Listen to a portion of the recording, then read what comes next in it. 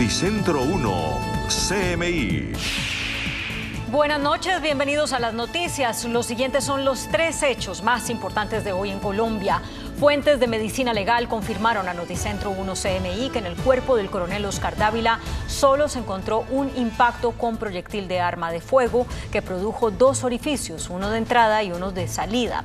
De otra parte, fuentes de la Fiscalía explicaron que aún no se puede confirmar un suicidio o abrir un proceso por homicidio, pues faltan pruebas como una autopsia psicológica y se revisan múltiples videos de cámaras de seguridad. Vamos a hablar más de esta noticia en nuestra emisión nacional a las 9 de la noche. Se destrabó el trámite de la reforma laboral. Hoy fue aprobado el informe de conciliación de esta iniciativa. En medio de un apretado debate y con un quórum reducido, con 9 votos por el sí y 5 por el no, se aprobó este informe de ponencia. Para que quede aprobado en su totalidad, en primer debate, los legisladores de la Comisión Séptima de Cámara deben ahora aprobar el articulado. Ampliación de esta noticia en nuestra emisión nacional a las 9 de la noche. Incendio de grandes proporciones en Cundinamarca. Por lo menos 10 hectáreas fueron consumidas por las llamas en Mondoñedo, en el municipio de Mosquera. El incendio, cuyas causas se desconocen, se propagó rápidamente debido a la fuerza del viento y al tipo de vegetación. La emergencia fue de tal proporción que la columna de humo se alcanzó a ver desde el centro de la capital. Fue necesaria la intervención de bomberos de Bogotá y de 9 municipios de Cundinamarca para sofocar las llamas. 3 familias fueron evacuadas. Vamos a ampliar esta noticia en nuestra emisión nacional a las 9 de la noche. Las siguientes son las noticias más importantes del mundo hoy. Estados Unidos critica a Colombia por fallas en la judicialización de trata de personas. Masivo ataque con drones y misiles rusos en Ucrania. Devastador informe oficial concluye que Boris Johnson engañó deliberadamente al Parlamento inglés cuando era primer ministro. Inflación récord en Argentina. Llega a 114%. Youtubers matan a un niño de 5 años mientras grababan un temerario reto para sus redes sociales. Las compañías discográficas denunciaron a Twitter por violación masiva de la propiedad intelectual. Con Claudia Palacios y Margarita Ortega. Estados Unidos le lanzó una advertencia a Colombia por fallar en la judicialización de personas responsables del delito de trata de personas. Según un informe del Departamento de Estado, las condenas en Colombia marcaron un mínimo en los últimos 10 años. En este informe presentado hoy, el Departamento de Estado de los Estados Unidos advirtió sobre las fallas en la judicialización que hace Colombia de casos de trata de personas, pero añade que las condenas por este delito disminuyeron en 2022 por 4º año consecutivo y alcanzaron un mínimo de 10 años. Si bien el documento reconoció que en ese año el gobierno de Colombia cumplió estándares mínimos y demostró esfuerzos serios y sostenibles para la eliminación de la trata de personas, señala que las autoridades judiciales no enjuiciaron penalmente ni condenaron los casos de trata laboral y los esfuerzos para enjuiciar o condenar a los funcionarios cómplices fueron insuficientes. Sobre la persecución judicial, el informe del departamento dice que el gobierno mantiene esfuerzos mixtos para la judicialización de la trata de personas con fines de explotación sexual, pero no hizo lo mismo para perseguir la trata con fines de explotación laboral. El ejército ucraniano derribó 20 drones kamikaze y un misil en un nuevo ataque nocturno de las tropas rusas. No cesa la guerra. Las fuerzas rusas volvieron a atacar el territorio ucraniano con 20 drones kamikaze iraníes y 4 misiles de crucero disparados contra las ciudades de Odessa en el Mar Negro.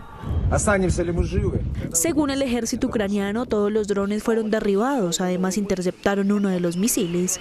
Otro de los misiles impactó en 2 infraestructuras industriales de Kryvyi Rih, ciudad natal de Zelensky, causando graves destrozos e hiriendo a una persona, y donde un ataque ruso el martes pasado dejó 12 personas muertas al alcanzar un edificio de apartamentos y un almacén.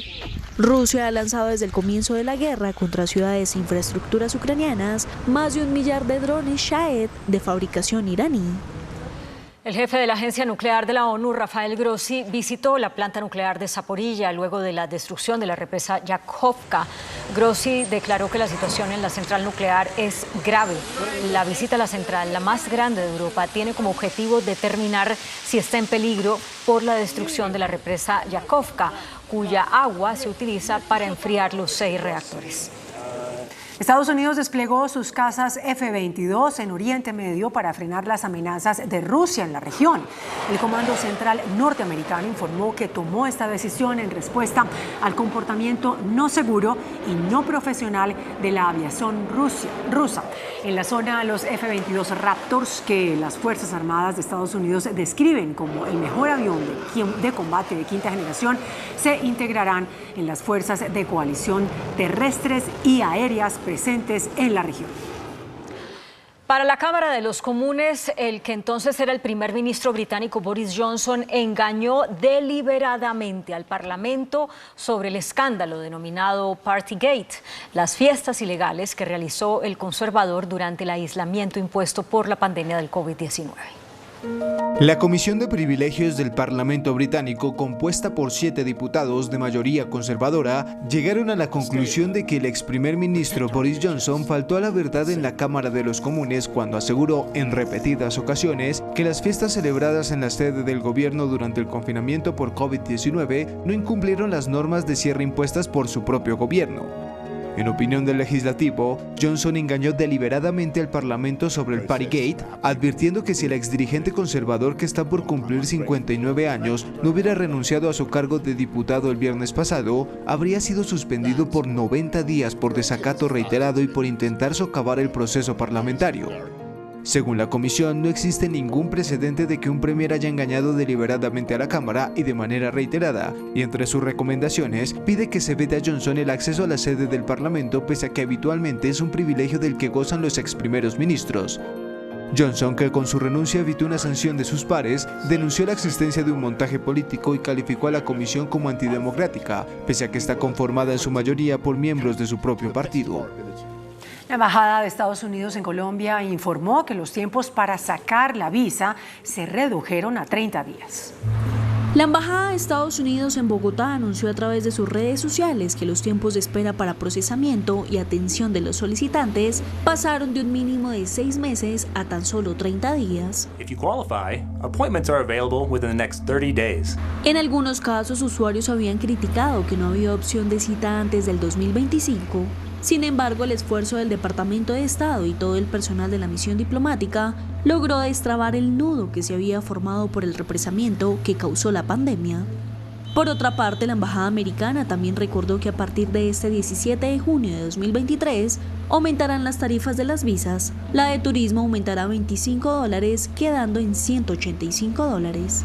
Argentina ocupó en mayo el tercer lugar en el ranking mundial de inflación anual, incluso sobre Venezuela. Esto al registrar un índice récord de 114%. Argentina registró en mayo un incremento de los precios al consumidor de 7,8%, que llevó la inflación a 12 meses a 114,2% en comparación con el 108,8% en el mes inmediatamente anterior, según el Instituto Oficial de Estadísticas argentino, INDEC, que reportó que en lo que va del año, la inflación es del 42,2% en la nación austral. Estas cifras posicionan a Argentina en el tercer lugar del ranking mundial de inflación anual y fue el primero en el podio en el aumento de los precios mensual en América Latina, incluso sobre Venezuela. Además, por cuarto mes consecutivo, la inflación anual en Argentina superó los 3 dígitos. Este comportamiento se vio explicado por el mayor aumento de la vivienda, agua, electricidad y otros combustibles, con un incremento del 11,9%, producto de la subida de las tarifas en los servicios, a lo que se suma las cotizaciones paralelas del dólar que se terminaron trasladando a los precios de bienes y servicios. Un niño muerto y 2 heridos dejó un accidente causado por unos youtubers mientras cumplían un reto viral. 5 influenciadores que se movilizaban a gran velocidad en Roma, en Italia, en un auto Lamborghini, mientras se grababan para sus redes sociales, le causaron la muerte a un niño de 5 años. Chocaron con el carro en el que se movilizaban una madre y sus 2 hijos. El niño de 5 años murió antes de llegar al hospital, mientras que la madre y su otra hija de tan solo 3 años resultaron gravemente heridas. Los infractores fueron detenidos. Twitter enfrenta una demanda de discográficas estadounidenses por más de 250 millones de dólares por infringir las normas de derechos de autor. Esta demanda fue interpuesta por la Asociación Nacional de Editores de Música, que aglomera a 17 sellos discográficos que representan a los artistas más importantes de la industria. Entre las pruebas que presentaron hay una lista de aproximadamente 1.700 canciones que los editores aseguran han sido objeto de múltiples avisos de infracción de derechos de autor enviados a Twitter sin que la compañía hubiera hecho algo al respecto. Un robot operado de manera remota desde Suecia siembra semillas en el Amazonas peruano para agilizar su reforestación. Un robot que utiliza energía solar y que está operado de forma remota desde Suecia siembra semillas para reforestar 22.000 hectáreas del Amazonas de Perú. El robot, que funciona con energía solar, es capaz de sembrar 600 árboles en una sola mañana y podría impulsar drásticamente los esfuerzos de reforestación en la región. La tarea de plantación se realiza en un laboratorio en la selva, donde el robot llamado Yomi cava un hoyo en el suelo donde coloca la semilla, compacta el suelo en la parte superior y lo marca con una etiqueta codificada por colores.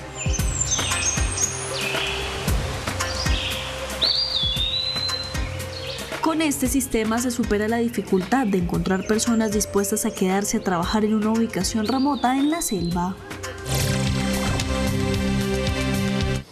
Muy buenas noches. Hoy hubo una agitada sesión plenaria en el Senado de la República en el marco de la discusión en último debate de una reforma constitucional que pretende regularizar el consumo de marihuana en adultos, consumo recreativo. Hubo de todo. Insultos entre parlamentarios, insultos hacia el presidente de la corporación y también mucha agitación política alrededor de un tema que es muy sensible, sobre todo para la gente del Centro Democrático, del Partido Conservador y de Cambio Radical, que se opone en el Congreso de la República a la aprobación de esta reforma constitucional. Vamos a tener enseguida al presidente del Congreso, el doctor Alexander López Maya, para analizar esta situación que se presentó hoy en la plenaria del Senado y que tiene este resumen. El Senado se dividió. El sector de la oposición encabezado por el Centro Democrático intentó postergar el debate y luego archivar el proyecto de la marihuana, pero solo consiguió 35 votos de apoyo. Las bancadas del gobierno reunieron 49 votos para seguir con el debate. Para tomar una decisión final se necesitan 54 votos. A los amigos del proyecto les faltaron 5 votos para hacer la mayoría. Así es que el proyecto de regulación de la marihuana ni se archivó ni se aprobó en la sesión de hoy. Fue una plenaria que comenzó con tono muy alto. Paloma Valencia, del Centro Democrático, anunció que la oposición, por mandato legal, tiene derecho a presidir 3 sesiones en una legislatura. Como la oposición no ha hecho hasta ahora uso de ese derecho, anunció que lo quiere ejercer el próximo martes, precisamente el día en que concluye el periodo ordinario del Congreso. La senadora Valencia considera que el presidente del Congreso, Alexander López, no le está dando garantías a la oposición. Usted no puede pasar por encima de nosotros. A la senadora Pizarro sí la deja hablar 1 hora. A nosotros nos circunscribe a 1 minuto y nos apagan los micrófonos. No, presidente, así no se trata la oposición. Y créame que no vamos a dejar que ustedes violenten los derechos de quienes estamos en contra de este gobierno, que cada vez son más. Luego, el senador de su propia bancada, Miguel Uribe Turbay, levantó la voz y llamó desleal y mañoso al presidente Alexander López. Respete, senador. Déjeme continuar presidiendo esto. El que tiene que respetar es usted, senador. Lo que provocó la reacción iracunda desde la bancada del Pacto Histórico.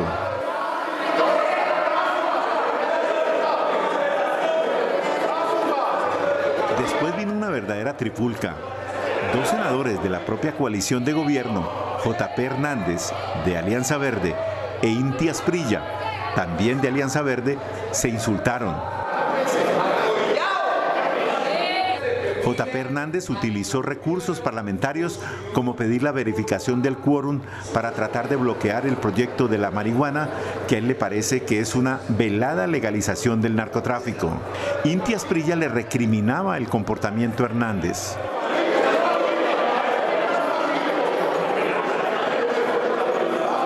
Las palabras fueron subiendo de color y ante el amago de Zambra, el presidente del Congreso, Alexander López, levantó la sesión en medio de fuertes protestas por parte de la oposición. El proyecto de regulación de la marihuana quedó para la sesión de mañana viernes. En conclusión, no está muerto, pero sí en cuidados intensivos. Bueno, señor presidente del Congreso, doctor Alexander López, fue una jornada muy agitada, como lo estábamos registrando en este resumen hoy en el Congreso de la República, en el Senado que usted preside. Bueno, Carlos, muy buenas noches. En primer lugar, quiero pedir disculpas al pueblo colombiano por los hechos que se presentaron hoy en el Senado de la República. De verdad es que esto es un muy mal mensaje para nuestro país, un país que reclama diálogo, un país que reclama consensos y propuestas. Pues desde el Congreso no se pueden enviar estos mensajes pues de confrontación. O sea, yo creo que podemos estar de acuerdo o no, pero ya este tipo de agresiones verbales pues se salen, diríamos nosotros, de mensajes de reconciliación y de esperanza al país. Lo segundo es que la oposición apenas está aprendiendo a hacer oposición en Colombia. Yo duré muchos años en la oposición y jamás irrespetamos a un presidente, jamás irrespetamos a una plenaria, jamás irrespetamos a un país, pero jamás mentimos. Nuestra oposición fue una oposición técnica, fue una oposición estudiada, una oposición juiciosa y aferrados y apegados a la norma. Lo que no me puede pedir a mí la oposición es que yo violente la ley quinta, pase por encima de la Constitución para satisfacer sus objetivos. Entonces yo aquí sí he reclamado respeto, yo he dado todas las garantías, el país puede ver todas las sesiones, están grabadas, están subidas en la página del Senado, como en los pocos días que llevo de presidente he permitido que la oposición no solamente saque adelante sus proyectos, sino que además de eso participe, intervenga, y he dado todas las garantías para que la oposición se exprese de manera libre y de manera tranquila. Entonces no pueden acusarme de lo que no existe, y la prueba está en que el país puede ver en la página del Senado la manera como yo conduzco el Congreso y como le doy garantías a cada congresista en su momento. Doctor López, esas palabras entre senadores y el insulto que el doctor Turbay le envió a usted, el doctor Miguel Uribe Turbay le envió a usted calificándolo de mañoso, ¿pueden ser objeto de algún acto disciplinario o puede haber sanción? Mire, más allá de yo querer aplicar la ley quinta en el artículo 73 y 77, cuando un senador irrespeta al presidente, yo lo que quiero enviarle es un mensaje al doctor Turbay es de respeto.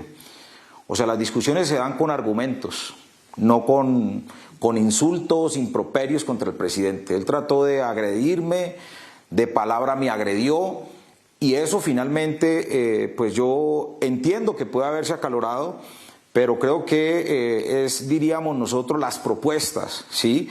Y obviamente alternativas distintas que se pueden utilizar, pero ante la impotencia no se pueden salir con insultos, no se pueden salir pues con ultrajes y con irrespeto, no solamente al presidente del Congreso. O sea, aquí lo que se está irrespetando es la democracia, aquí lo que se está irrespetando es a un país que confía en que el Congreso va a expedir leyes y reformas constitucionales que le van a mejorar la vida a la gente. Entonces yo, más que una sanción o más que una amenaza, los llamo a que reconsideren su actitud agresiva, su actitud patana y de groserías, y más bien los llamo a que debatamos con tranquilidad, con argumentos, y que no acudamos pues a ese tipo de narrativas que dan muy mal ejemplo en el país.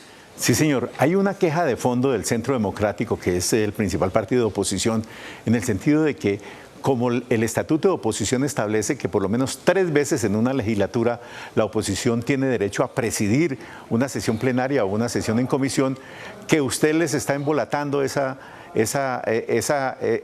sesión en la que ellos pueden definir el orden del día y llevar el trámite de los debates. ¿Usted les va a negar ese derecho? Jamás violentaría derecho alguno de los ciudadanos colombianos. Soy abogado, conozco la Constitución y llevo muchos años en el Congreso. Y yo he hecho oposición seria y argumentada, como el país también lo ha visto en todos estos años. El 13 de junio la oposición me presentó una carta que querían hacer uso de uno de los días que restaba la legislatura para usar ellos esa herramienta que da el estatuto de oposición.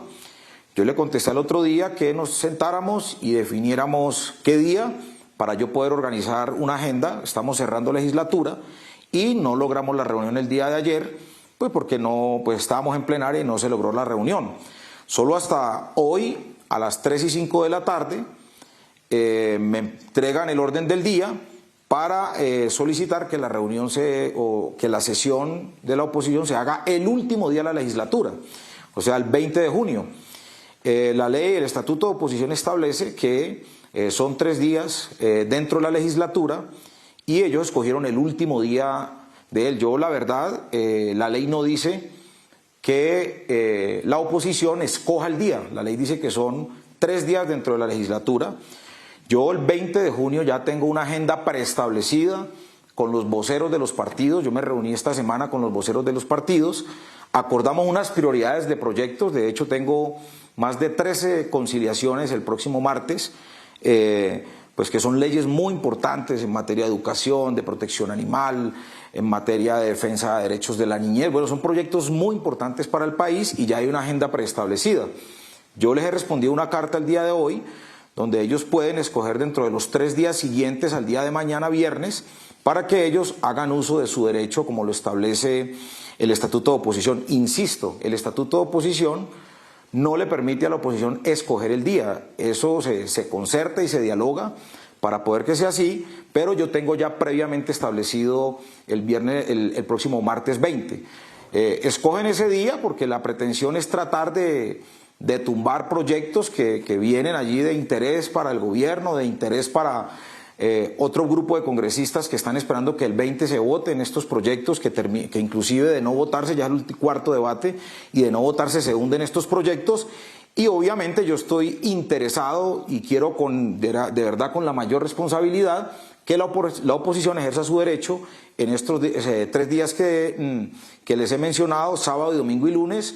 De hecho, ellos quieren hacer un debate de control político al gobierno. Yo ya le he comunicado por escrito y a través de la Secretaría General del Senado a los funcionarios del gobierno nacional del interés que tiene la oposición de hacer este debate. Enviamos también ya, a la media hora estábamos enviando ya los cuestionarios a los funcionarios del gobierno y ellos tienen estos 3 días para que adelanten el debate de control político y tienen todas las garantías. El Congreso, el Senado está listo para que se adelante este debate que está solicitando en este caso la oposición. Mejor dicho, no será la sesión del martes que es la última, pero sí pueden escoger sábado, domingo o lunes. Todas las garantías para que sean estos 3 días, como le digo, yo ya tenía una agenda preestablecida y solo hasta el 13 de junio me plantearon la solicitud de hacer diríamos nosotros, de utilizar uno de los 3 días que tienen derecho a la oposición. Yo dentro de la ley estoy pues dando diríamos nosotros, aplicando esa legalidad, ese derecho que tiene la oposición y aspiro pues que ellos hoy mismo o mañana me informen qué día van a hacerlo para yo también prepararme con todo el equipo del Congreso, del Senado, perdón, y permitir pues que el debate se haga. Bueno, veamos qué es lo que está pasando con la agenda social del presidente Gustavo Petro, porque está caminando lentamente, por ejemplo, la reforma laboral, que es importante. La reforma a la salud también tiene tropiezos, a pesar de que ya está en plenaria de Cámara.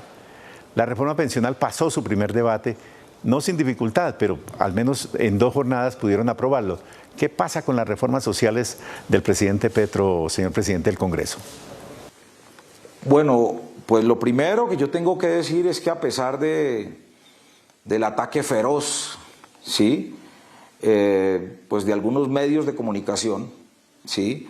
A pesar también de todo lo que está haciendo el establecimiento en el país de los grandes poderes económicos de Colombia, del sector financiero, de todos aquellos que se han beneficiado y que se siguen beneficiando del Estado, nosotros seguimos adelante. El presidente Gustavo Petro y la vicepresidenta Francia Márquez ganaron las elecciones con 11,5 millones de votos. Y esas reformas que nosotros hemos presentado fueron las que ganaron las elecciones el 19 de junio. Mal haríamos nosotros renunciar a ellas. Entonces, aquí estas reformas sociales que cambian lo que existía antes, en el Congreso en muy pocas ocasiones se construían leyes en favor del pueblo colombiano. Y lo que hoy estamos haciendo con nuestro gobierno son leyes en favor del pueblo colombiano. Por eso nosotros nos hemos llamado el gobierno del cambio.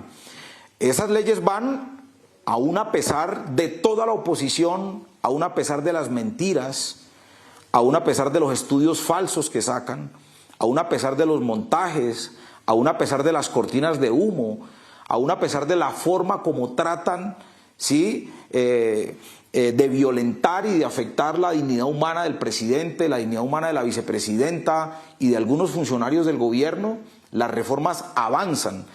Por ejemplo, el Plan Nacional de Desarrollo ya lo logramos sacar adelante y eso es muy positivo para el país. Ahí vamos a tener una reforma agraria, ahí avanzamos en los derechos de los niños y de las mujeres, ahí avanzamos también en la protección del medio ambiente, avanzamos también en el desarrollo de vías terciarias, en obras importantes y estratégicas que requiere el país, en nuestra política mineroenergética, de nuestro activismo, en fin, avanzamos en esa ruta. También logramos que se aprobara una reforma tributaria distinta a como se aprobaba antes. Nuestra reforma tributaria le aumenta los impuestos a los que más tienen ingresos y a los más ricos y poderosos del país, y eso les dolió muchísimo. Nosotros en nuestra reforma tributaria no tocamos la clase media, no tocamos las pequeñas y medianas empresas, no tocamos a los pobres, no subimos el IVA, en fin, nuestra reforma tributaria fue golpeando a los que más tienen, porque en una justicia tributaria, quien tiene más, pues obviamente debe pagar mayores impuestos. O sea, entonces nosotros avanzamos. Nuestra reforma laboral, hoy por ejemplo ya se aprobó el informe, ¿sí?, de ponencia positivo que traemos nosotros como gobierno, y esto deja viva para la próxima legislatura la reforma laboral. Y esta reforma laboral, ¿a quién beneficia? ¿A los empresarios? ¿Sí? ¿A los cacaos de Colombia? ¿A las élites del país? No, esta reforma laboral busca proteger a 16 millones de hombres y mujeres trabajadores que están en la informalidad.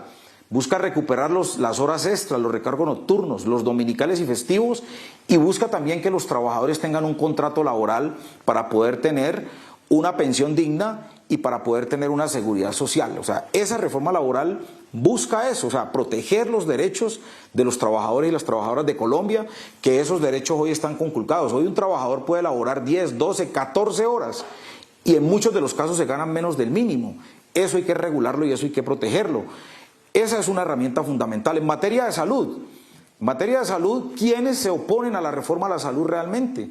Pues son aquellos que hoy, ese capital, diríamos nosotros, ese sector financiero que hoy controla a esas EPS.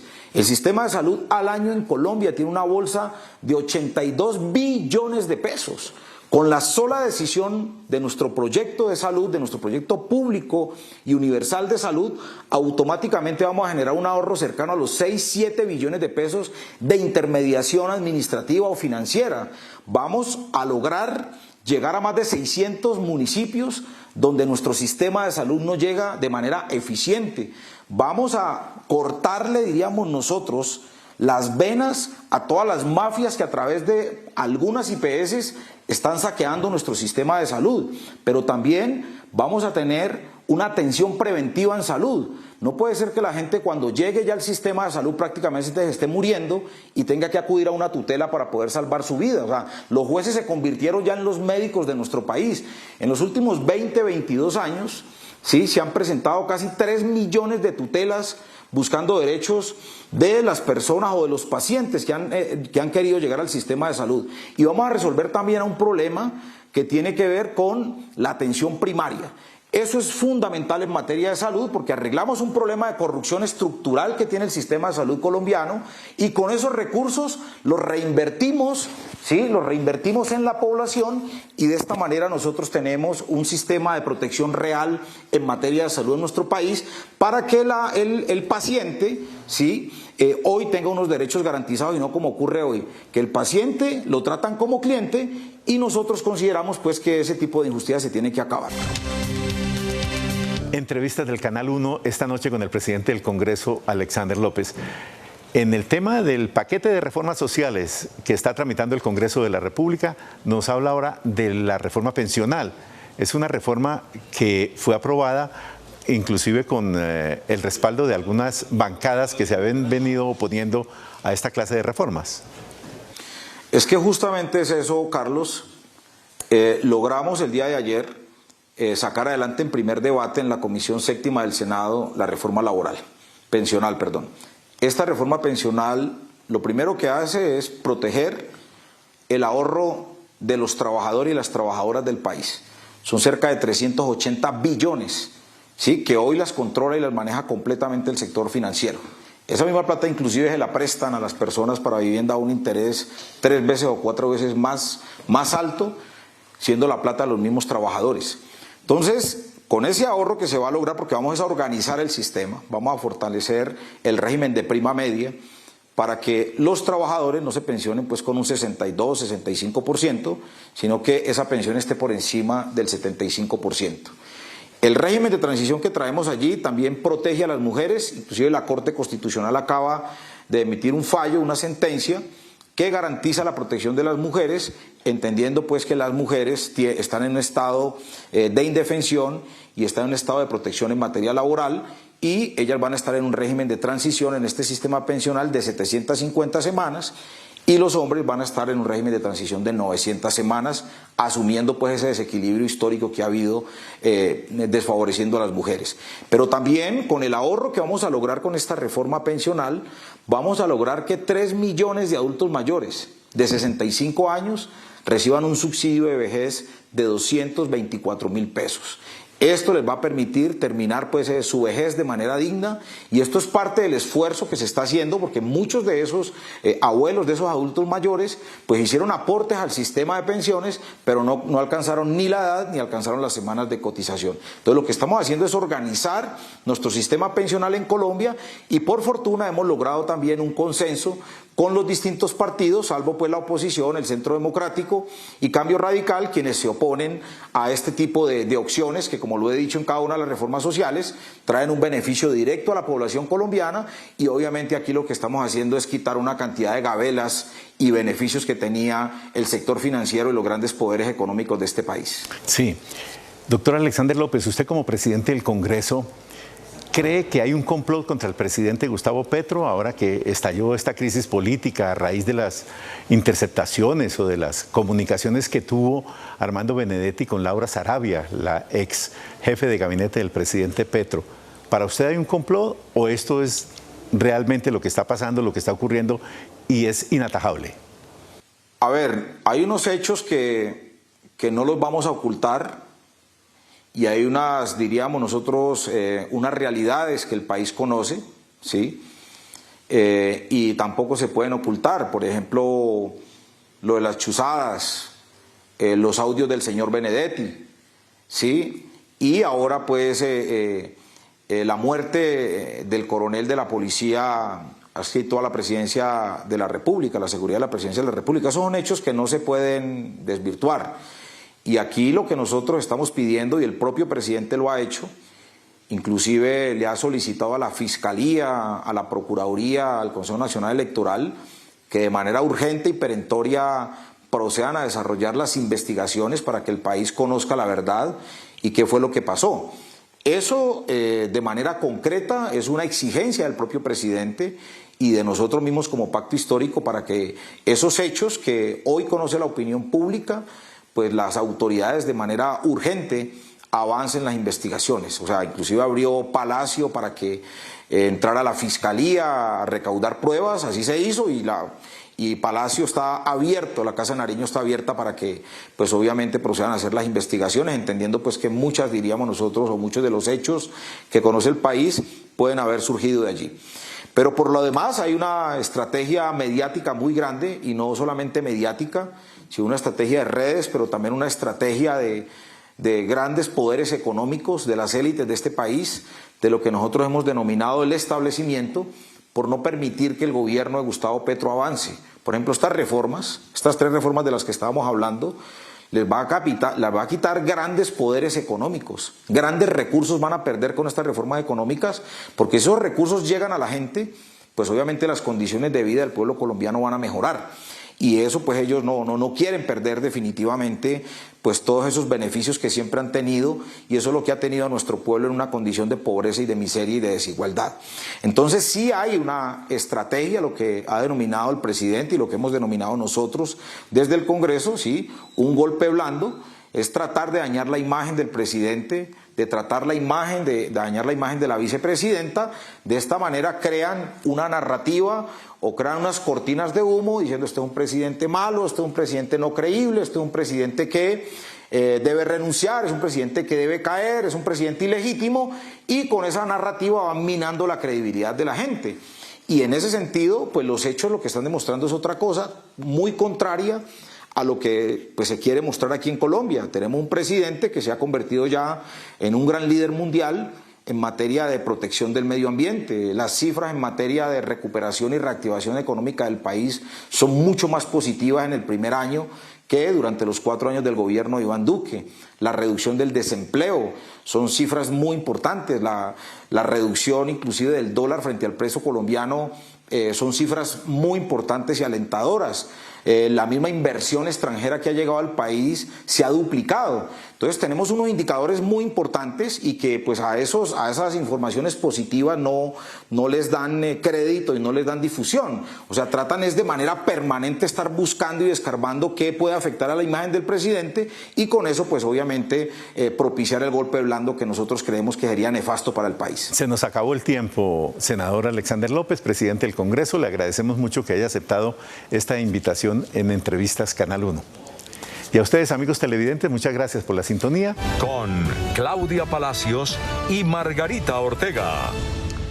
Iniciamos nuestra segunda hora de noticias. Fuentes de medicina legal le confirmaron a Noticentro 1 CMI en el cuerpo del coronel Oscar Dávila, vinculado al caso de las interceptaciones ilegales, solo se encontró un impacto con proyectil de arma de fuego que produjo 2 orificios, uno de entrada y uno de salida, lo cual no permite concluir aún si se trató de un suicidio o de un homicidio. Fuentes del proceso le confirmaron a este noticiero que los peritajes forenses apuntan a que el coronel Oscar Dávila falleció por un solo impacto de proyectil de arma de fuego que produjo 2 orificios, uno de entrada y uno de salida. Es decir, que se descarta la versión que hubo 2 disparos. Sin embargo, aún no hay una determinación para anunciar si se trata de un suicidio o un homicidio. Solo se conocerá la decisión hasta el miércoles, pues aún quedan pendientes otros estudios que incluyen el de residuos de disparos, el examen toxicológico y la autopsia psicológica para determinar cuál era el estado mental del coronel los días antes de su muerte. Por el lado de la Fiscalía, la investigación a cargo de la delegada de Seguridad Territorial continúa con la recolección de videos de las cámaras de seguridad y los minutos previos y posteriores cuando el escolta de Dávila salió del vehículo para comprar una botella de agua en el sector de Salitre, en el occidente de Bogotá. Hay que verificar bien cómo se encontró el occiso, hay que verificar cómo se encontró el arma de fuego, sí. Hay que, el balístico, en lugar de los hechos, tuvo que verificar cómo se encontraron esos elementos. Pese a que el gobierno dice que se trató de un suicidio, aún se revisan varios aspectos, como que el oficial le entregara 50 millones de pesos al abogado Miguel Ángel del Río para que asumiera su defensa en el proceso por presuntas chuzadas en el caso de Laura Sarabia. Y en medio de las diligencias por el caso de las chuzadas, el capitán de la policía, Andrés Correa, guardó silencio ante la Fiscalía en su declaración, mientras que el coronel Carlos Feria y el abogado Miguel Ángel del Río no se presentaron a la diligencia. El capitán Carlos Andrés Correa es uno de los primeros uniformados citado para dar explicaciones a la Fiscalía por supuestas chuzadas en el caso de la ex jefe de gabinete Laura Sarabia. Correa estuvo en la Fiscalía Anticorrupción, sin embargo, en la diligencia decidió guardar silencio y no contestó las preguntas de los fiscales. Hoy también estaban citados en la Fiscalía el abogado Miguel Ángel del Río y el coronel Carlos Feria en las indagaciones que se siguen por la muerte del coronel Dávila y por el uso del polígrafo. Sin embargo, Feria no asistió, pues está con el presidente Petro en Alemania, y del Río dijo que no tenía nada que explicarle a la Fiscalía. Y desde Alemania, en donde cumplió su segundo día de visita oficial, el presidente Gustavo Petro denunció un plan para derribar al gobierno y respondió a denuncias que lo vinculan con el hurto de una millonaria suma de dinero a su ex jefe de gabinete Laura Sarabia. Informe del enviado especial Gerardo Aristizábal. El tema es sobre la información revelada por la revista Semana en el sentido de que la plata robada a Laura Sarabia, ex jefe de despacho del presidente Gustavo Petro, no fueron $7.000, sino 3.000 millones de pesos y que esos pertenecerían al jefe de Estado, fue respondido por el mandatario de los colombianos aquí en Berlín, Alemania, por medio de su cuenta de Twitter y a través de un comunicado público. Nunca en mi existencia he siquiera visto la cantidad de dinero que afirma una fuente anónima y que utiliza la periodista Vicky Dávila para una publicación en la revista Semana.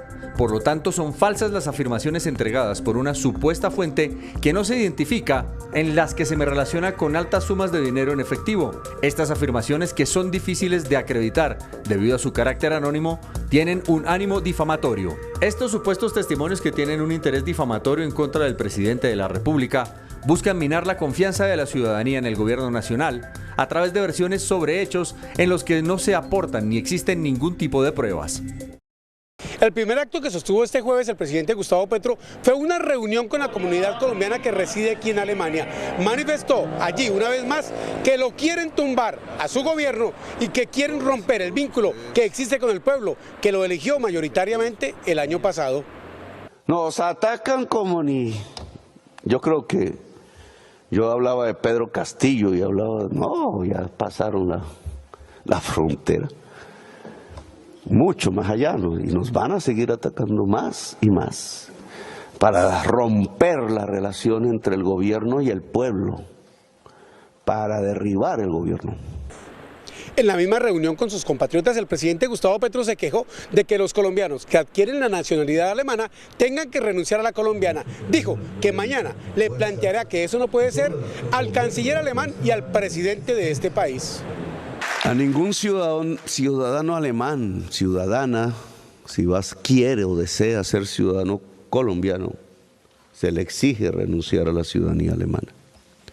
Así que el derecho a la reciprocidad hay que sostenerlo y defenderlo.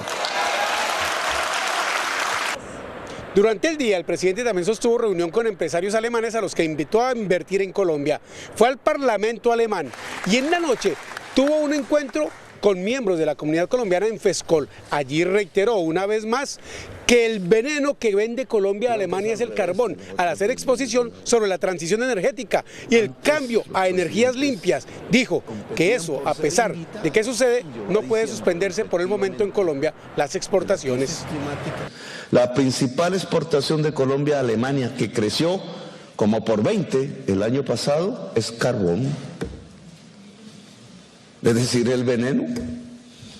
Alemania le compra a Colombia por desesperación veneno y lo usa aquí y ahí sale, sabemos, al cambio de la química de la atmósfera. Mañana viernes el presidente cumple su tercer día de visita a Alemania. Sostendrá 2 encuentros primordiales en esta agenda oficial que desarrolla: el encuentro con el presidente alemán y con el canciller Olaf Scholz. Desde Berlín, Alemania, Gerardo Aristizábal, Noticentro 1, CMI. Por su parte, la ex jefe de gabinete Laura Sarabia negó las acusaciones sobre la tenencia de 3.000 millones de pesos en su apartamento. La ex jefe del gabinete negó la versión que la vincula con la posesión de más de 3.000 millones de pesos en efectivo que habrían sido transportados en maletas. Jamás en mi vida he recibido en ninguna calidad ni por ninguna persona tal cantidad de dinero. Nunca he visto una cifra ni siquiera cercana. Sarabia explicó en su comunicado que ha decidido guardar silencio y esperar a los resultados de las investigaciones. No obstante, advierte que ha recibido múltiples amenazas. En las últimas semanas, mi familia y yo hemos sido víctimas de ataques, amenazas, calumnias e injurias. Y Noticentro 1 CMI conoció que el fiscal general Francisco Barbosa dará mañana un discurso en el que respaldará la figura del presidente de la República y pedirá no poner en duda las funciones de Gustavo Petro como primer mandatario. Pese al duro pulso que han tenido el presidente Gustavo Petro y el fiscal general Francisco Barbosa, el jefe del ente acusador, en un discurso que entregará ante el Congreso de su bancaria, pedirá un respaldo unánime a la figura del presidente de la República. Noticentro 1 CMI conoció que el fiscal señalará que, a pesar de las diferencias que se han gestado durante el gobierno del presidente Gustavo Petro, para la institucionalidad y la democracia es clave que exista un blindaje y protección al funcionamiento de la rama ejecutiva en el país. Previamente, Barbosa criticó criticado duramente a Gustavo Petro en temas como la paz total, la propuesta del gobierno para deshacinar las cárceles, la política de seguridad y orden público en el país, y recientemente reveló las chuzadas que enredan a la ex jefe de gabinete de Petro, Laura Sarabia. Por el lado del gobierno y sectores del petrismo han señalado al fiscal de no investigar crímenes del Clan del Golfo y de participar indebidamente en política. La Fiscalía reveló que el ex subdirector de la Unidad Nacional de Protección, Ronald Rodríguez, alquiló ilegalmente vehículos de esa entidad para transportar artistas y droga. Rodríguez estaría involucrado en el alquiler ilegal de camionetas de la Unidad de Protección en al menos 4 casos en los que se encontró que se movilizó cocaína y marihuana. Los desplazamientos en los vehículos entregados por usted, señor Ronald Rodríguez Rosso, para transportar las sustancias que salían de los departamentos de Huila, Caquetá, Valle. Pero además de usar los vehículos para el narcotráfico, la Fiscalía señala que Rodríguez se habría autoasignado esquemas de protección y en otros casos habría alquilado camionetas para transportar a cantantes como Felipe Peláez. Para que Rafael transportara al artista Felipe Peláez, o llamado comúnmente Pipe Peláez, desde el aeropuerto de Bogotá hacia Tunja, Boyacá. El exfuncionario fue señalado por los delitos de concierto para delinquir, tráfico de estupefacientes y peculado, cargos de los que se declaró inocente. En medio de una álgida discusión, la Comisión Séptima de la Cámara aprobó el informe de ponencia de la reforma laboral, y esto con un apretado quórum.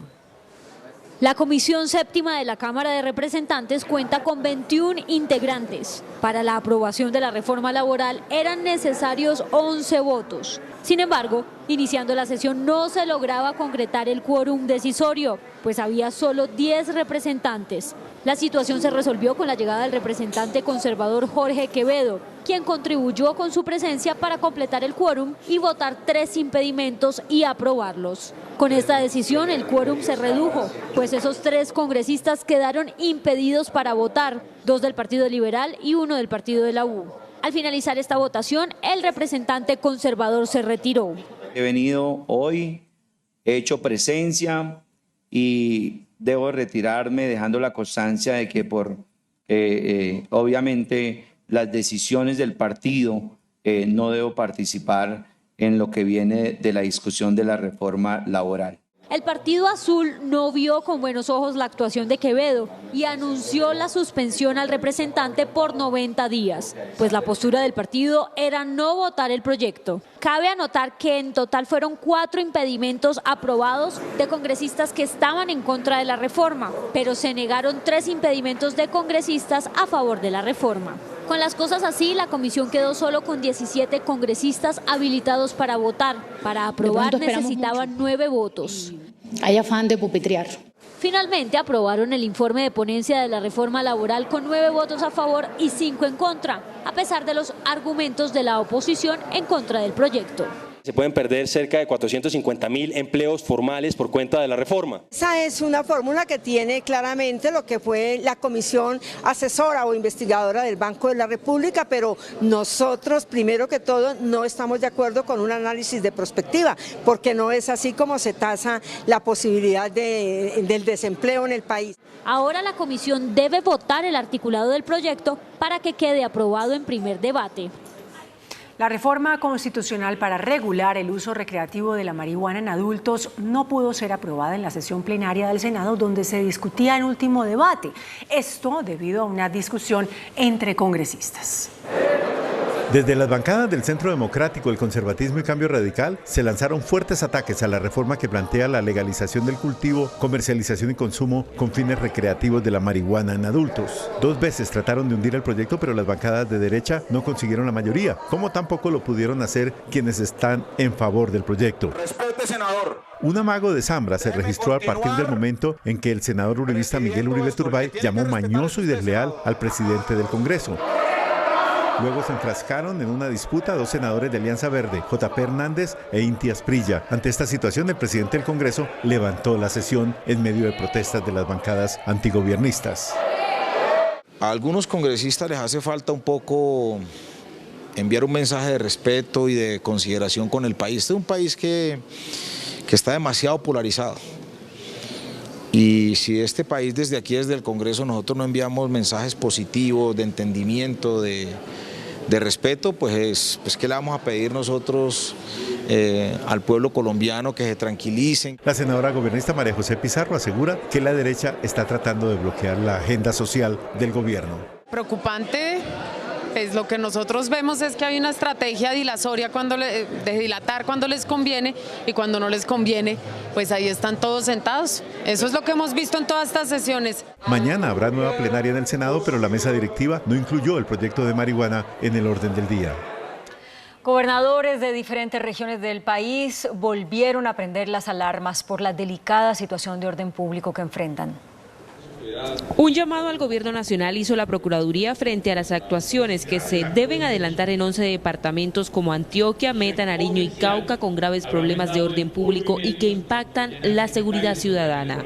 Lo que hemos visto es que para que ellos puedan llevar a cabo esa función es indispensable que haya una respuesta eficiente desde las autoridades del orden nacional, porque ellos no pueden actuar solos. De acuerdo con los gobernadores, la política de seguridad ciudadana es cada vez más débil y cuestionan que el gobierno no los escuche. Vamos mal en política de seguridad.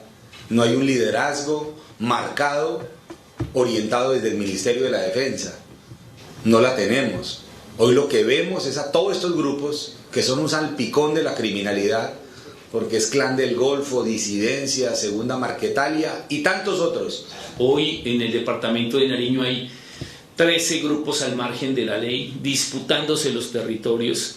Hay tranquilidad cuando ellos pactan compromisos internos. Los mandatarios además señalaron que se hace necesario que vuelvan las fumigaciones para combatir al narcotráfico. Lo que hemos visto con el abandono de la fumigación en aras de proteger el medio ambiente y la salud pública es que se ha deteriorado la salud pública y se ha deteriorado también el medio ambiente. Porque los cultivos, el crecimiento de los cultivos lo que ha provocado es un ecocidio en el país. Las declaraciones se dieron durante el Congreso de Asobancaria que se desarrolla en Cartagena. Entre tanto, la Delegación de Paz del ELN advirtió que el cese al fuego bilateral se respetará solo con las Fuerzas Armadas estatales. Con las estructuras armadas ilegales se mantendrán las acciones ofensivas y defensivas. Bernardo Telles es miembro de la Delegación de Paz que aún permanece en Cuba. A nombre del ELN, habla sobre el cese al fuego bilateral y lo que se puede o no hacer. Nuestra fuerza en todo el territorio nacional donde hace presencia mantendrá activas sus propias medidas de defensa y seguridad. Eso quiere decir que cualquier otro actor armado que esté amenazando los territorios, las comunidades donde nosotros hacemos presencias, pues el deber de nuestra organización es defenderse a sí misma y defender esas comunidades en esos territorios. Sobre los secuestros, aclara que serán los protocolos que se acuerden de aquí a agosto los que definirán este y otros temas. Todo lo que vaya surgiendo en el transcurso y desarrollo de la efectividad y aplicación del cese al fuego, pues irán construyendo nuevos protocolos, nuevos acuerdos que vayan haciendo posible que el proceso se vaya consolidando. Aunque la mesa no se traslada a Colombia por ahora, es posible que más pronto que tarde se dé esta posibilidad. Telles insiste en transformaciones para una verdadera paz. Mientras que un proceso de pacificación como los que se han hecho en el país solamente se centre en desarmar guerrillas y no transformar o superar las causas, pues precisamente va a suceder lo que ha sucedido con esas disidencias que evolucionan hacia otras formas de violencia. La delegación del ELN viajará en los próximos días a Venezuela para el cuarto ciclo de conversaciones. Hubo un nuevo secuestro en las últimas horas en el sur del Cesar. Otro secuestro ocurrió en las últimas horas en el municipio de Pelaya, sur de El Cesar. Se trata de María Beltrán Quintero, esposa de un reconocido empresario de ese municipio, retenida por hombres armados. Las autoridades están haciendo lo pertinente, el GAU, la policía, Ejército Nacional está trabajando para ello. El plagio de la mujer de 44 años ocurrió mientras practicaba actividad deportiva junto a varias personas en la vía Pelaya, corregimiento de Costilla. 3 sujetos armados la abordaron y se la llevaron en una camioneta. En lo que va corrido de este año en el sur del Cesar se han registrado 9 secuestros. Los comerciantes le piden al gobierno nacional mayor seguridad. Las disidencias de Iván Mordisco, autodenominadas Estado Mayor Central, pidieron al gobierno retomar el cese bilateral del fuego en Putumayo, Caquetá, Meta y Guaviare. Andrei, uno de los integrantes de la comisión política del llamado Estado Central de Iván Mordisco, es quien hace la petición al gobierno nacional. De restablecerse el cese al fuego bilateral, temporal y de carácter nacional, nuestros delegados para el equipo nacional se desplazarían inmediatamente de los distintos lugares de la geografía nacional hacia la ciudad de Bogotá. Dicen que se mantienen en su apuesta por la paz total. Para las FARC-EP, construir la paz con justicia social de Colombia, más que un compromiso, es un principio y un deber de obligatorio cumplimiento. Se espera la respuesta del gobierno y si se decide a un nuevo cese el fuego en estos 4 departamentos y se instala prontamente la mesa de negociación con estas disidencias. Disidentes del Frente 33 de las FARC, en unión con el ELN, inauguraron una vía y un puente en Tibú, en norte de Santander. Al acto asistieron las comunidades de ese sector. Desde diferentes sectores se cuestionó la ausencia de miembros de la fuerza pública y la falta de presencia del Estado en la zona. Que debe permitirse para todos. En alto riesgo se encuentran los 4 niños indígenas rescatados de la selva del Guaviare por la desnutrición que padecen. El hospital militar donde están los 4 hermanitos Mucutú y los niños indígenas que estaban desaparecidos por 40 días entregó un parte médico donde se expresa una preocupación por un alto riesgo en el que se encuentran los niños. A pesar de su adecuada evolución, desde el punto de vista infeccioso, se consideran aún en alto riesgo por su déficit nutricional. Se mantiene el manejo de las patologías infecciosas inherentes a las condiciones adversas a las que se vieron enfrentados. Por otra parte, llegaron 130 comandos de las Fuerzas Especiales a Bogotá que apoyaron a las labores de búsqueda. Usted cuando llovía, usted veía y decía, si yo sufro, que tengo mi cintela, tengo mi toldillo, tengo, dentro de lo normal, tengo mis necesidades básicas, ¿cómo estarán esos niños mojados, sin comer? Todo el día que ya se da la noticia que encuentran los niños es una satisfacción. Otros 70 hombres están en el Guaviare buscando a Wilson, el perro rescatista que no aparece. Las incursiones y toma de terrenos en el norte del Cauca ponen en riesgo la seguridad alimentaria del país. Así lo advierte la Sociedad de Agricultores. Preocupadas se muestran las autoridades agrícolas del país por la situación de inseguridad que enfrenta la agroindustria de la caña en el norte del Cauca y que amenaza la alimentación de todos los colombianos. Es lamentable porque pareciera que ya se vuelve una constante. Son 6 días en el municipio de Miranda donde se invaden las tierras, se amenazan a los trabajadores rurales, se limita la movilidad de las comunidades y por supuesto se atenta contra la propiedad privada. Y pareciera que no hay una respuesta clara por parte del Estado. La gente tiene que entender que si juegan con la seguridad de los territorios donde se produce la comida de los colombianos, también atentan contra la seguridad alimentaria del país. Sin embargo, la situación actual de los productores de caña no es la única que preocupa al gremio agricultor colombiano. Vemos con mucha preocupación la extorsión que se está dando en el municipio de Tuluá, vemos con mucha preocupación los bloqueos intermitentes que se hacen en la vía Buenaventura, de donde viene la gran parte de los insumos que se utilizan para la producción de alimentos y también es un corredor de exportaciones. Esta discusión se dio durante la celebración de los 50 años de Procaña, que tuvo como principal eje de conversación la preocupación de los gremios sobre la inseguridad y su impacto en el futuro del agro en el país. El vicecontralor Carlos Mario Zuluaga asumió como Contralor General de la República encargado en reemplazo de Carlos Hernán Rodríguez, quien dejó el cargo. Carlos Mario Zuluaga asumió hoy como Contralor encargado. Es atlanticense, abogado de la Corporación Universitaria de Colombia, con una maestría en alta dirección pública. Trabajó durante la Contraloría de Sandra Morelli como delegado para la participación ciudadana.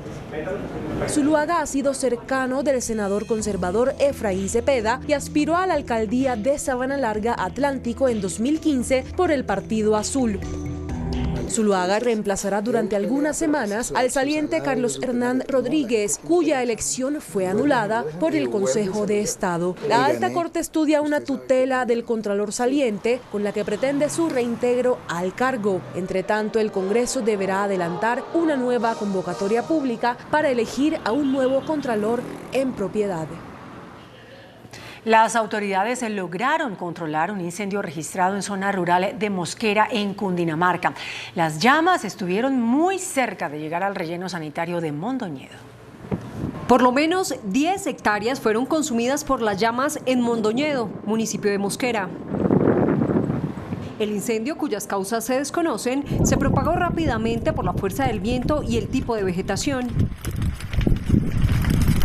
La emergencia fue de tal proporción que la columna de humo se alcanzó a ver desde el centro de la capital. Fue necesaria la intervención de los bomberos de Bogotá y de 9 municipios de Cundinamarca para sofocar el fuego. Aunque no se reportaron personas lesionadas, sí se generó la evacuación de 3 familias. La ministra de Ambiente, Susana Muhammad, impuso una meta de restauración en 3 años de 750.000 hectáreas de bosques. El gobierno le pondrá el acelerador a la restauración ambiental del país. La apuesta es recuperar 750.000 hectáreas en 3 años, ambiciosa si se tiene en cuenta que Colombia proyectaba restaurar 1 millón de hectáreas a 2030. Volver a generar gran productividad de suelos perdidos, por ejemplo, en áreas ganaderas muy degradadas en todo el país. La inversión será así: en el 2023 1.2 billones de pesos, en el 2024 3 billones de pesos, en el 2025 3.3 billones y en el 2026 3.7 billones de pesos. Las fuentes de financiación van desde el impuesto al carbono, las compensaciones que nos deben las empresas en licenciamiento ambiental, que queremos llegar a un acuerdo que se paguen en este gobierno. La restauración se adelantaría en 13 regiones, algunas de ellas la Sierra Nevada, la Ciénaga Grande, la Mojana, la Guajira, el Macizo Colombiano y la Amazonía. La Corte Suprema de Justicia abrió una indagación preliminar a 19 congresistas del Partido Liberal por presuntas injerencias en la obtención de puestos en el Fondo Nacional de la ONU. Los indagados son 4 senadores y 15 representantes a la Cámara que habrían entregado hojas de vida de recomendados para ser contratados en el fondo presidido por Gilberto Rondón. Algunos de los contratados no habrían cumplido con los perfiles requeridos para los cargos. La alcaldía de Bogotá multó al concesionario chino por no cumplir con la entrega de los estudios del metro. La multa que tendrá que pagar el consorcio Metrolínea 1 asciende a 812 millones de pesos que se cobrarán diariamente hasta que la firma china acredite el cumplimiento de la obligación. El consorcio interpuso una tutela en contra de esta decisión, alegando que no se le garantizó el debido proceso, pero un juez negó la tutela.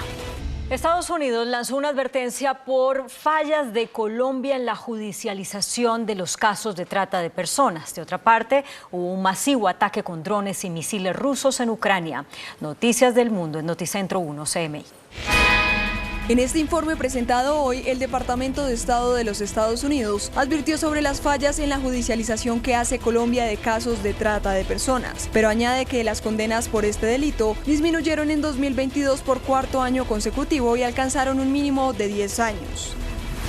Las fuerzas rusas volvieron a atacar el territorio ucraniano con 20 drones kamikaze iraníes y 4 misiles de crucero disparados contra las ciudades de Odessa, en el Mar Negro, y Kryvyi Rog, unos 400 kilómetros al sureste de Kiev, y Kharkov. Uno de los misiles impactó en 2 infraestructuras industriales de la ciudad natal de Zelensky, causando graves destrozos e hiriendo a una persona. El jefe de la Agencia Nuclear de la ONU, Rafael Grossi, declaró que la situación en la central nuclear ucraniana de Zaporilla, ocupada por Moscú, es grave, pero que se está estabilizando. Grossi llegó a la mayor central nuclear de Europa para evaluar los posibles riesgos para la seguridad tras la destrucción de la presa, que provocó enormes inundaciones y exacerbó los temores por la seguridad de la instalación. En abril se desplomaron la industria y el comercio, según el DANE. De acuerdo con la encuesta manufacturera del DANE, la producción industrial cayó en abril del presente año 6,4%, mientras el año corrido retrocedió 2%. Este es uno de los datos más bajos del año, donde las ventas reales de la industria bajaron 7,7%. 31 de las 39 actividades registraron cifras negativas. Los gremios atribuyen la tendencia a la baja demanda, los altos costos de operación y la reforma tributaria. La demanda, que es la primera, que es una de las que generan el consumo del producto. La otra, los costos de la materia prima, las implicaciones de la reforma laboral. Las mayores reducciones se dieron en metales preciosos, vehículos, textiles, marroquinería y químicos. El comercio minorista también cayó en 6,9%. El viceministro de Energía, Cristian Díaz, anunció la búsqueda de recursos para apoyar económicamente a 5 electrificadoras.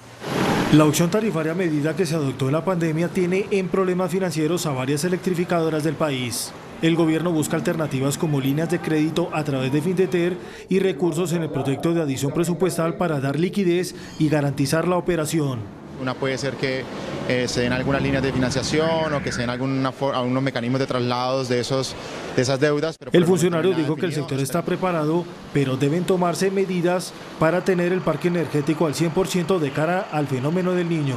Tenemos la energía suficiente para abastecer a los colombianos conforme a la demanda esperada, el consumo esperado en esa época de fenómeno del Niño. Desde la Superintendencia de Servicios Públicos se invita a buscar prontas soluciones. Porque si esta circunstancia se agrava de cara a un fenómeno del Niño, que es una evidencia que ya va a hacerse presente, pues nos podrían coger como muy mal preparados. En próximos días se anunciarán las medidas al mercado energético. Empresas colombianas y americanas lanzaron un plan de empleo para jóvenes en 4 ciudades del país.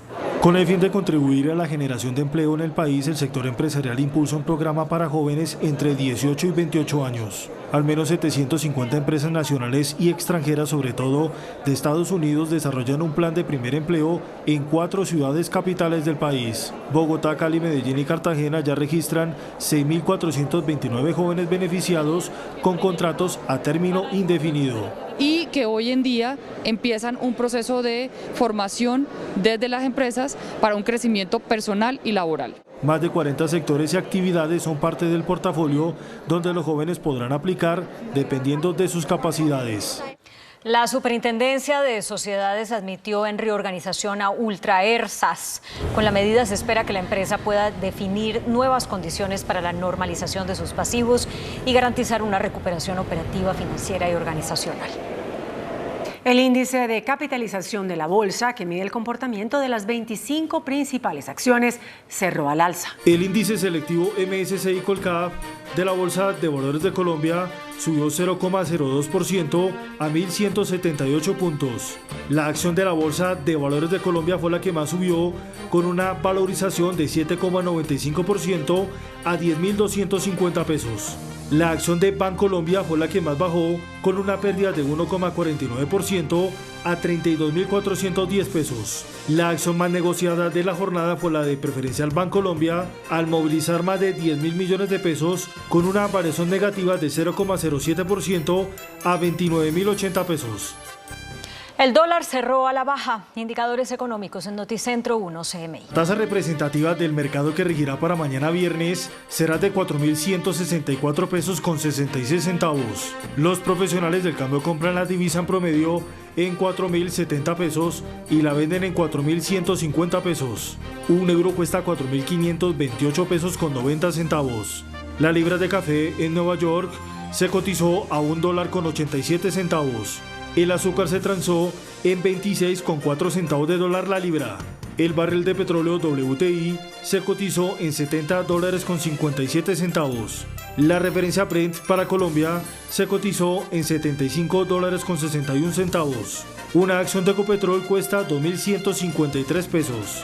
Tenemos noticia al cierre. El Consejo Electoral designó a los magistrados Benjamín Ortiz y Álvaro Hernán Prada como investigadores de las presuntas irregularidades en la campaña Petro Presidente. Hasta aquí Noticentro 1 CMI.